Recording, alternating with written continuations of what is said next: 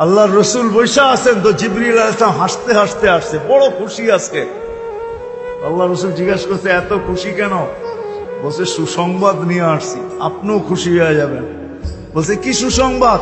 70,000 উম্মত আপনার হিসাব কিতাব ছাড়া জান্নাতে যাবে। তো শুনতে দেরি, চেহারা মলিন হইতে দেরি হয় নাই। তো জিবরিল আলাইহিস সালাম বললেন এটা কি?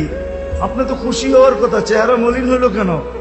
মাত্র 70,000, আমার সাহাবী তো 1.25 লক্ষ, কিয়ামত পর্যন্ত উম্মতের কি হবে? এই জন্য চেহারা মলিন। আপনি কি নিতে রাজি না? নিতে রাজি না এই কথা বলতেছি না, কিন্তু ভাবতে হবে এটা বলতে পারি। ভাইবা দেখি নিব কি নিব না। তো পাশে উমর রাদিয়াল্লাহু তাআলা আনহু বসা, বলছে উমর নিব 70,000, বিনা হিসাব কিতাবে জান্নাতে যাবে। যেমন উস্তাদ তেমনই তো ছাত্র হয়। না 1.25 লক্ষ তো আমরাই, কিয়ামত পর্যন্ত মানুষের কি হবে? কি করবো? ফেরত পাঠায় দেন, বলেন বাড়ায় নিয়ে আসতে। বলছে মশওয়ারা